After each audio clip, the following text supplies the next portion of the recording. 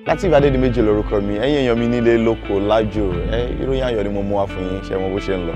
Red TV ni mo fẹ́ bá yín sọ̀rọ̀ nípa ẹ̀, àti ní oríṣiríṣi àwọn nǹkan aládùn tí à ń gbébọ̀ lórí YouTube channel wa tó jẹ́ pé tẹ́ ẹ bá ń rí wọn, ẹ̀yin náà máa dunnú pé nǹkan tí mo subscribe fún yìí nǹkan gidi ni. Kí ló ń dúró ṣe? Ó yá gbéra lọ subscribe sí YouTube channel wa kó dẹ̀ turn post notification ẹ̀ on nítorí pé kí ni o àwọn aládùn ó ń bọ̀ lórí YouTube. Bọ̀rọ̀ kìíní tẹ̀ ń wò ó ń bọ̀ lórí YouTube pẹ̀lú àwọn ìdárayá gidi ó ń bọ̀ lórí YouTube. Má gọra ẹ o, èmi Lateef Adédìméjì, I am a part of this ni mo ṣe ń sọ fún yín wípé go and subscribe now and put on your notification kẹ́ ẹ lè mọ̀ tá a bá ti post àwọn ohun mèremère míì. Kí ló ń dúró ṣe? Gbéra kó lọ subscribe kó dẹ̀ turn post notification ẹ̀, ìyanu máa ṣẹlẹ̀. Bless you.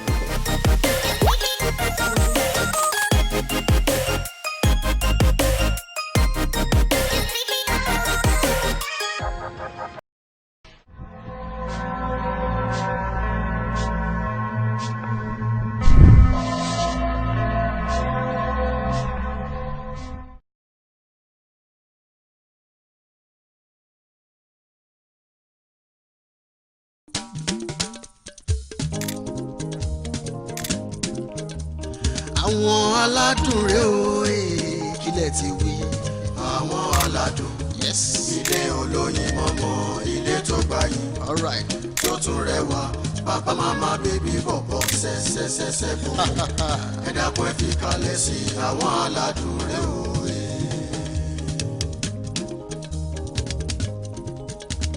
Àwọn aládùn rẹ̀ o àwọn aládùn rẹ̀ o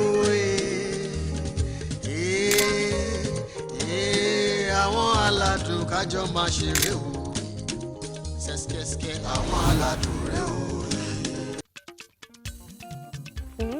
Òrìlé ilé gbé ìdọ̀tí.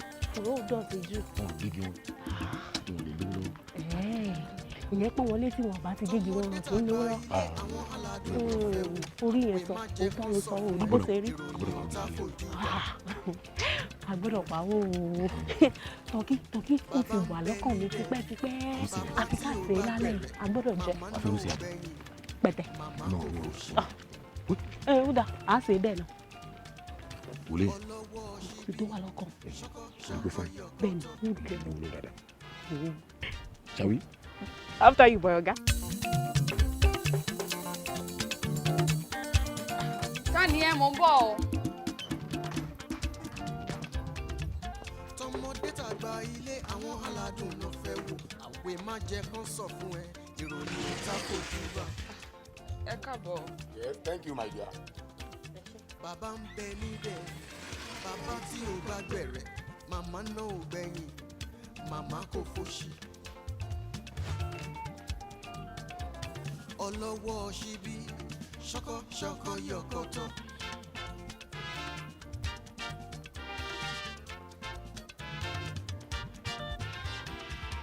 Àrólé náà ò gbẹ̀yìn. Ẹ jọ̀ọ́ kí ni ẹ fẹ́ àti pé ta lẹ béèrè kí ni mo lè ṣe fún yín? Ìbéèrè méjì lẹ́ẹ̀kan náà A and B. Officer. Yes, sir. Àmì dá lóhùn question B. Ọ̀gá mi ò gbọ́ ìbéèrè yẹn sà. What? Officer, are you silly? Ṣé ìdáhùn sí ìbéèrè yẹn nìyẹn?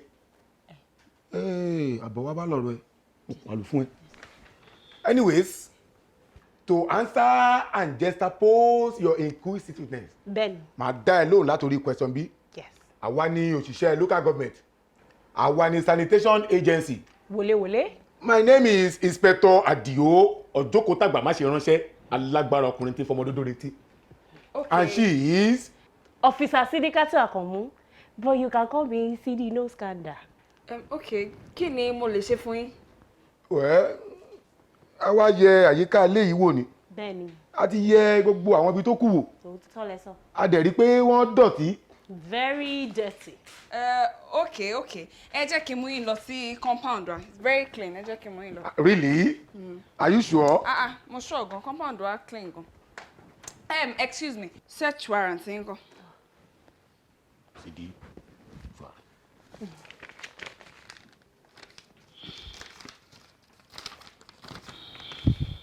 Ṣé o lọ náà fún mi?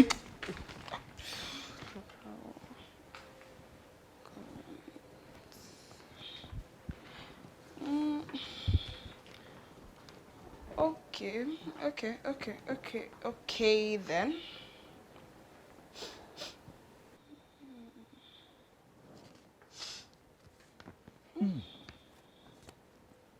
Kí ló rùn? Oh my God, ẹ jọ̀ọ́ ẹ fún mi ní ìṣẹ́jú kan, ẹ jọ̀ọ́ nítorí Ọlọ́run, ẹ jọ̀ọ́ mo ń bọ̀. Mo ti mú mi kánú. Mo ń bọ̀ ẹ jọ̀ọ́ o. Títí. Suare. Tó o bá ṣe mọ̀nàmọ́ná níbí, I will demote you. Sorry, I will derank you. Yes, sir.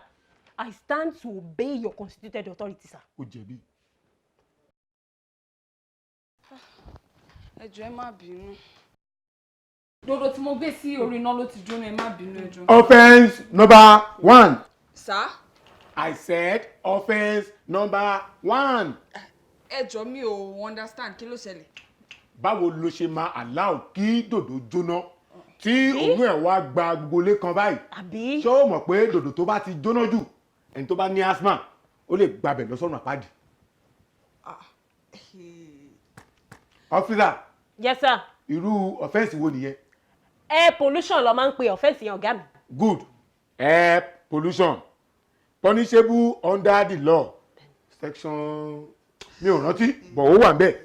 Bẹ́ẹ̀ni. Ẹ jọ̀ọ́ ìgbà wo ni gbogbo eléyìí bẹ̀rẹ̀ nù? Young woman, tí o bá wa jiyànjú níbí báyìí, mo lè ní kí wọ́n fìbínú gbé ẹ láti bí báyìí kí wọ́n lọ sọ ẹ́ sẹ́wọ̀n. Àbí ká lọ pa. Bẹ́ẹ̀ni. Bí oríire eléyìí rí o. Officer. Yes, sir. Bá mi já ticket number 1 fún. Yes, sir. Kíákíá. Air pollution. Air pollution. Ọlọ́run ló gbé ẹ wá sí inú ilé ìsìn. Káàbọ̀. Ẹ ra sa. Ọlọ́run ló mú ẹ wá. Ẹ pẹ̀lẹ́ mọ́. Káàbọ̀. Ẹ jọ̀ọ́ kí ló ń ṣẹlẹ̀ níbí yìí?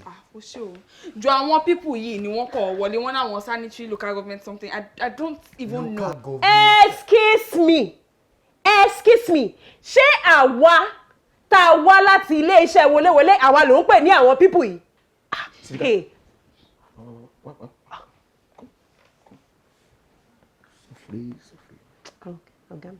All right. What is going on here, ma? Àwa ni àwọn wọléwọlé. A wá láti wá ṣe àyẹ̀wò gbogbo àwọn ilé tó wà ní agbègbè yìí pátápátá. A ti ń ṣàyẹ̀wò ilé kankan. A wá wọ ibi báyìí láti ṣe àyẹ̀wò. A sì rí pé ibi báyìí ó dọ̀tí. Oríṣiríṣi nǹkan ló wà níbí báyìí. Number 1. Air pollution wà níbí. 2. Noise pollution wà níbí. Number 3. Even mouth pollution. Ibi báyìí gangan láti bá. Bẹ́ẹ̀ni, ṣé o gbọ́ bí ẹ̀gbọ́n ẹ ṣe ń sọ̀rọ̀ sí wa kàṣàkàṣà látàárọ̀ ni? Actually, àbúrò mi ni. Kò kàn mí. Ma, mo sure pé this might have been some, àwọn àìgbọ́ra wa yé òun ni irú nǹkan báyìí òun la máa ń pè ṣẹ́gẹ̀. But mo sure pé àwọn kọ́kọ́ wà tí a lè ṣe so that wọ́n máa lè. Oh, sorry sir, I'm very sorry sir.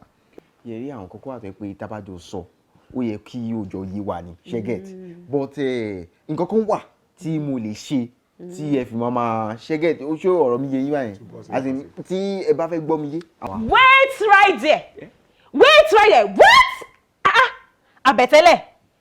Bribery and scandal. Oh, no. Èmi sì di no scandal. Nǹkan tí mo jẹ́ àti kọ́ tó kọ́ nìyẹn. Wá. Ó ti gbàgbé pé torí àtẹ̀jẹ́ láfíà.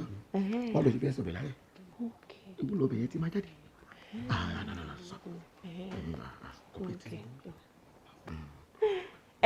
Ìwọ èlò ló wá ní tó fẹ́ fún gbogbo ilé yìí.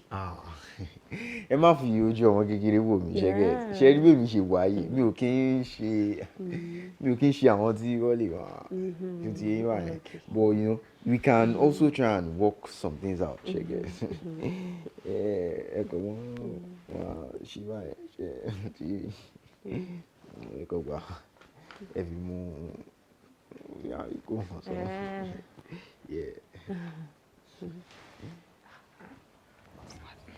Ọmọ yẹn ṣe dáadáa o. Ọmọ dáadáa ni ọmọ tó bá mọwọ́ wẹ̀ ó yẹ kó bá gbàjẹ́ o. Ọmọ yẹn ṣe dáadáa. Irú ọkùnrin ṣe inú ọbẹ̀ tá fẹ́ sè lálẹ́ rárá. Yeah, he's a gentle boy. Sorry. Thank you very much. I'm a gentleman. We'll see you. Ẹ ṣé gan ni. Very soon. Thank you very much, sir. Yeah, thank you very much, sir. Yeah. Thank you. Ẹ ṣé gan ni ma. Yes, ma. Yeah. Ó dàbọ̀. Àti màmá rí yín bá. Ó dàbọ̀. Ẹ ṣé o. Yes, ma. Ẹ ṣé gan ni o. Ẹ ṣé o. A dúpẹ́ o. Junior, just like that o kò fún ọ lówó. Ṣé o mọ̀ pé àwọn government officials tó bá ti ń ṣe báyẹn o máa ní láti fún wọn ní kọ́ni kó máa pariwo ní ẹ lórí. I just can't believe pé irú nǹkan báyìí ṣẹlẹ̀ nínú ilé Ǹjẹ́ ìsinsìn. o ní láti believe ọ? Ẹ̀bọ̀ èèlò ni wọn náà wá fún. 3,000 naira. Junior. Wọ̀ ní dáàdi máa fún mi padà. Sanitation, local government.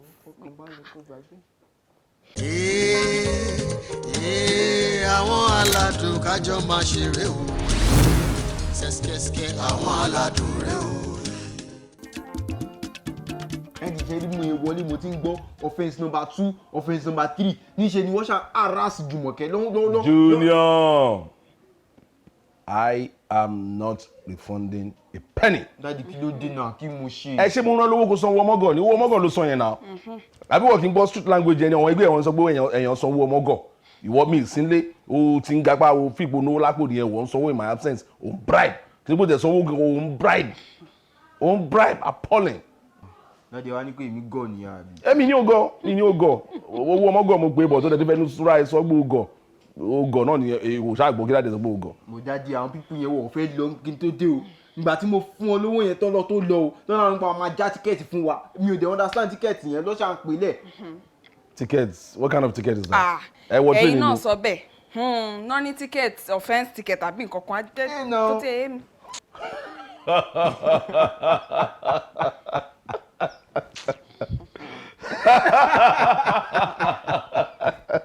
That's laughable, you know.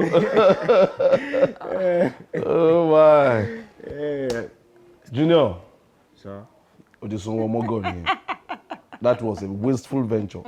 O ti lọ invest ibi tí o lè jẹ èrè kankan bẹ́ẹ̀ mi ìran iṣẹ́. Ó yá, change position. Yeah. Àní kò jìdí kò lẹ́gbẹ̀ẹ́ mi kò lọ sọ́hùn. Èwo ni sàádọ́ ń ṣe? Ibẹ̀ ó ṣàmọ̀ position ẹ̀ tẹ́lẹ̀. Ṣé owó tó fẹ́ gbà lọ́jọ́ wá fẹ́ tí ẹnu bọ̀ mí lẹ́nu ń sìn pé kíní kan owó tí mo lọ lọ. Jókòó síbẹ̀ my friend.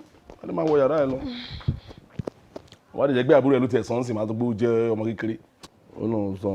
Gbẹ́gbẹ́ kó lẹ́sẹ̀ mi jọ̀wọ́ dẹ̀ ó dẹ̀ jẹ́ kó gbẹ́sẹ̀ lé ẹsẹ̀ kí wá ní kíní bẹ̀. máa gbẹ́sẹ̀ lé mi lẹ́sẹ̀. Èwo wá ní jẹ́ kó gbẹ́sẹ̀ lé má try mi o. èwo ni kọ̀ọ̀rọ̀ ń sìn. Ó ga ọ so Ọlárìnwájú ìdí nìyẹn tí Junior fi ń ṣe gbọ́kúgbọ́kú kiri inú ilé. Olómọ tó bá wò kó máa ṣe gbáǹkà káàkiri. bọ́ Ọlárìnwájú òde fún ọmọ yẹn padà lówó ẹ̀.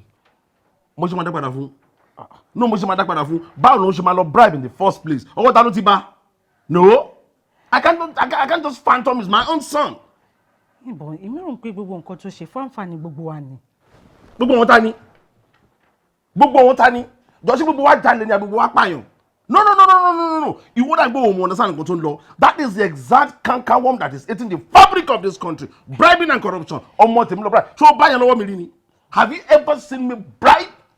But Ọlárìnwájú why tó fi ń sọ̀rọ̀ báyìí òun sọ̀rọ̀ bí pé òun mọ àwọn government officials yìí anywhere tó bá ti dé báyìí ń ṣe nìyẹn tó ṣe o àti ìyẹn tó ṣe o gbogbo ẹ̀ náà máa kà sí they can do and undo. Not when you are right. Right. Yes, not when you are right. To bá mọ right here, to the stand lay, they cannot do and undo. Right. Yes. You're talking as if you don't know that there is nothing right in this country again. Right, Ike. A whole lot. Yes, a whole lot. Èmi right. Ẹ ṣé mi ò right ni. No, just to mọ̀ mí, ṣé o gbọ́ pé mo bribe èèyàn rí àbí mo wà corrupt rí níbi iṣẹ́ also. Have you ever had any report like that? Tó o bá understand jẹ́ kí n sọ fún ẹ. Tí a bá continue pẹ̀lú bribing and corruption ní country, a lè develop. Ṣé lóòótọ́? Ilé tèmi á dẹ̀ develop torí mi lè science bribing and corruption. So my son will not do that and go away with it. Yes. So lọ́rọ̀ kan ẹ̀ ní dáwọ́ ọmọ yẹn padà ṣá. Mo ní mi lè dá padà. Let him learn it. He must have learned that it's not good to do that. Mo ti jẹ́ kó yé. Mi dá padà. Ṣé torí pé mo ní mi dá padà? Mo ní mi dá padà. Ṣadé. No, nǹkan tó ṣe yẹn ò dáa náà. Ó ní láti máa fi yẹn ṣèbínú. Well, that is by the way. Ṣáàlì. Kí ni? tí mo fi ṣe kí ni. tó fi fẹ́ ká mọ́ mi ni. kí wá ní kí n ká mọ́ gi. ó Ọlárìnwájú kò bá mi lálẹ́ yìí.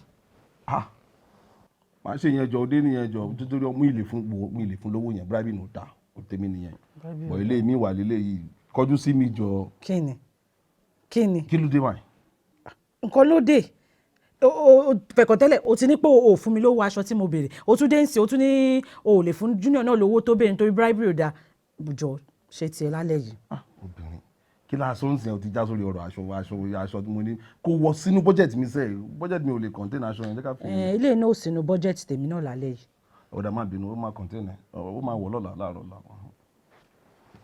máa ra aṣọ náà fún ẹ. wàá ra aṣọ fún mi. máa rà fún ẹ. Ọlárìnwájú bribery ò máa dáa. ní ilé ìṣe bribery ìbí ló wù mí ni. ó yẹ ká máa lé good example bribery ò dáa o. a ṣe mi pẹ̀lú ìyàwó mi mo ní mo máa ra nǹkan fún ẹ ṣé ìṣe tún jẹ́ bribery ni. èmi rò pé bóyá kò sùn báyìí màá fi lẹ́yìn lẹ́sìn mi pé bribery ò dáa. kò jọ Ọlárìnwájú bribery ò dáa o bribery ò dáa o.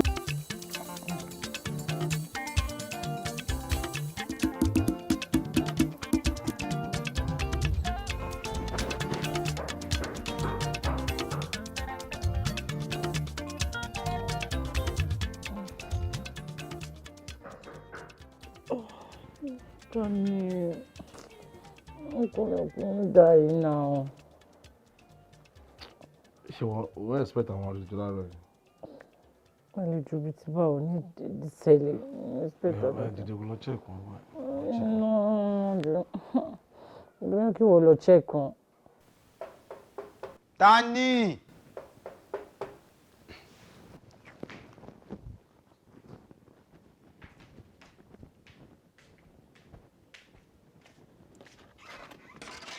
ẹ káàárọ̀. ẹ káàárọ̀. ẹ káàárọ̀ sà. ẹ káàárọ̀. ẹ sà. ẹ káàárọ̀ mọ́. ẹ káàárọ̀. ẹ jọ sá tálẹ̀ bèrè sà.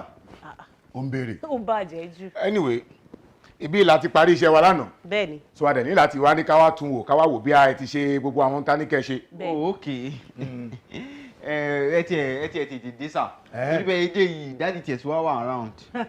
ọbẹ̀. ẹ rà sà. mo wọ́n jáde kan jáde. dáàdì àwọn náà dìde.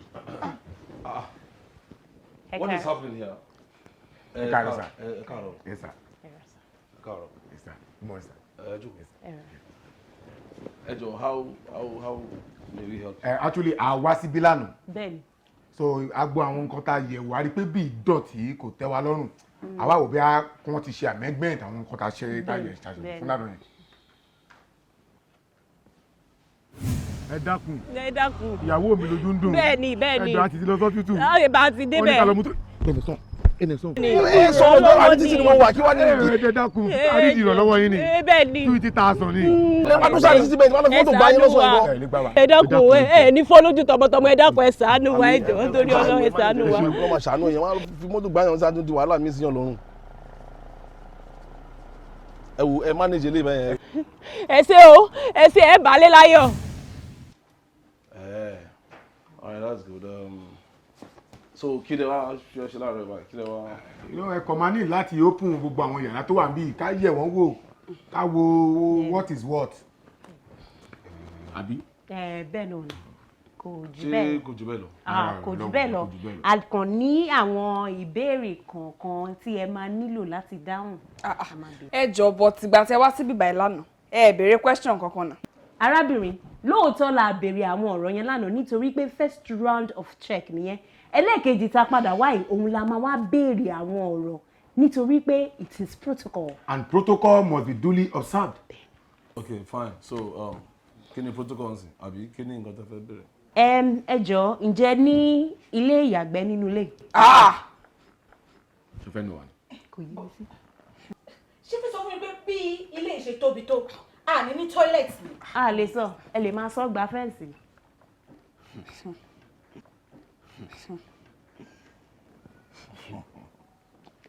ó dáa ẹ jẹ́ kí n béèrè lè ẹ jọ̀ọ́ balùwẹ̀ mélòó ló wà nínú ilé. 4. kí ló dé Tí kí ni fi ṣe kí ni? ṣóògùn láyé ni ẹ jọ̀ọ́ ẹ má bínú ṣé nínú àwọn balùwẹ̀ yín yẹn ẹ máa ń wẹ ẹ̀ṣẹ̀ dànù kúrò ńbẹ̀. I wonder how. balùwẹ̀ mẹ́rin. To each room, a bathroom and a toilet. Okay. oyè mi ẹ jọ̀ọ́ ẹ má bínú ìyàrá mélòó lẹ wá ní nínú ilé yìí.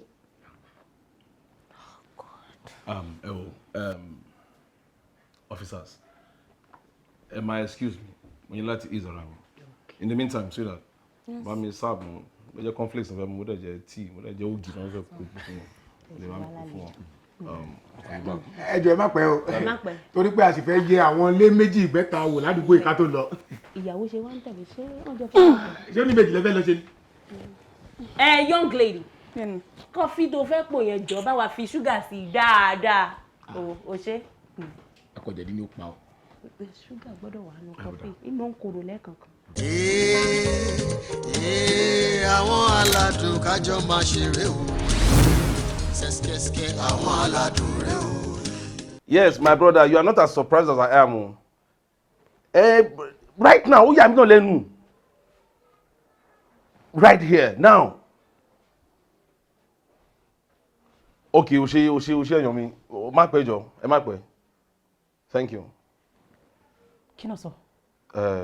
One of my handle. I know there's something to this. Let's go.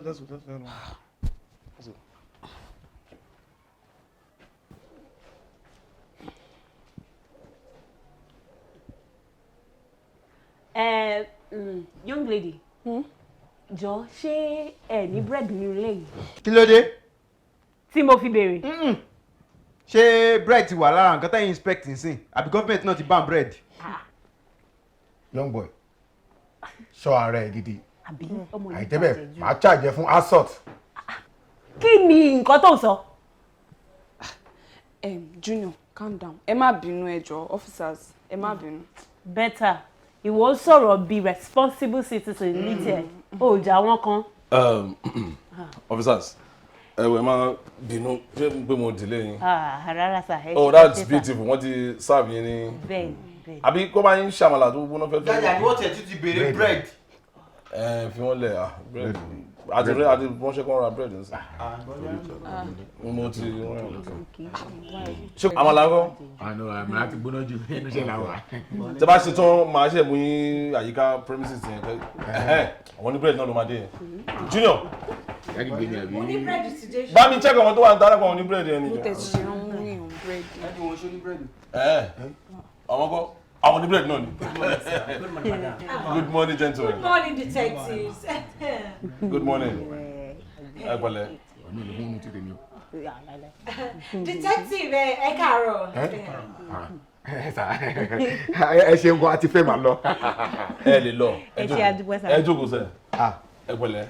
A ti fẹ́ máa lọ. Irọ́ àṣebáṣe bẹ̀rẹ̀ ní ìmọ̀kọ ní kẹ́ ṣe kí ní tó tẹ́ bá ṣe tán. Adéjáde lọ. Àti ṣetán. Ẹ ti ṣetán. Ẹ jókòó sẹ́. Mo fẹ́ kẹ́ meet àwọn ọ̀rẹ́ mi detectives ni wọ́n ṣe actually. Lè meet wọn. Ayélujára la wa. Àbí àwọn meet wọn. Ẹ jókòó.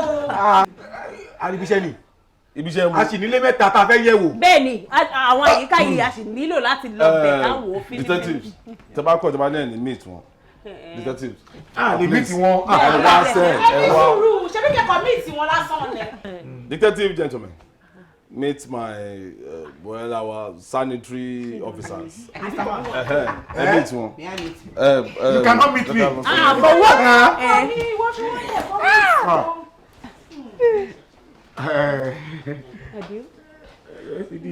Shut up. Àwọn aládùn kájọ máa ṣeré o. Sẹ́sikẹ́sikẹ́ àwọn aládùn rẹ o. Mr. Man, may I meet you? We are meet you. Mr. Man, àní kí lorúkọ yín? I am comrade Inspector Adio. Àjókòó dàgbà má ṣe ránṣẹ́. Gbogbo ẹ̀ sọ̀rọ̀ jáde. Níbo lẹ ti wá? Oníkìnkì yín délẹ̀ ni. Ọ̀dọ̀ wa ni. Bẹ́ẹ̀ni. Níbo lọ̀dọ̀ yín? Ilé wa. Àní níbo ni ilé yín? Kí ni? O fẹ́ lọ? O tó bẹ́ẹ̀. May I see your ID card?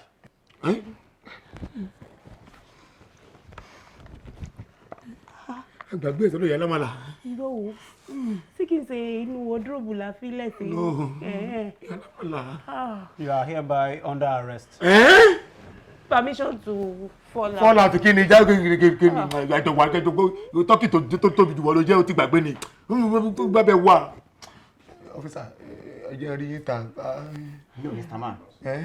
You are under arrest. Mo gbé. Ṣé mi àbóhùn? Yóò bá ní o. Ẹ ṣe officer under arrest yẹn kò ní nǹkan tó máa wọ̀ fún.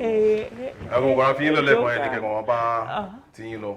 Tí a bá dé mo gbọ́ pé gbowó gan lọ́wọ́ wọn mi. Ẹ̀rù ló gbà. Ẹ̀rù ló gbà kẹ́mẹ́ tó gbà tí a bá dé bẹ̀yẹn jọ. Ẹ bá mi kọ gbogbo ẹ̀mọ́ nǹkan tó máa sọdún iṣẹ́ wọn impersonation. Ẹ bá fi lè kọ́ wọn tó kù lọ́gbọ́n. Ẹjọ́ torí Ọlọ́run ọ̀nà àtijọ́ àti mú ní ẹjọ́ torí Ọlọ́run ẹjọ́. Ẹ̀rùgbẹ́ lè gbá ìní àbí.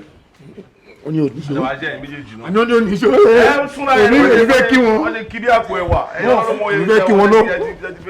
ẹ̀dìbẹ́lẹ̀ dì pẹ̀lú wáyé. Ẹ bẹ́ẹ̀ ṣe máa pẹ́ lẹ́wọ̀n tó nìyẹn.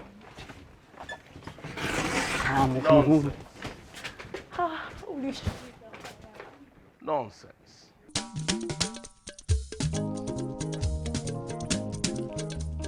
Àwọn aládùn rèé o kílẹ̀ ti wí. Àwọn aládùn ilé olóyin mọ́mọ́ ilé tó gbayì tó tún rẹwà bàbá màmá bèbí bọ̀bọ̀ ṣẹ́ṣẹ́ṣẹ́ṣẹ́ bọ̀ ẹ dákun ẹ fi kalẹ̀ sí àwọn aládùn rèé o.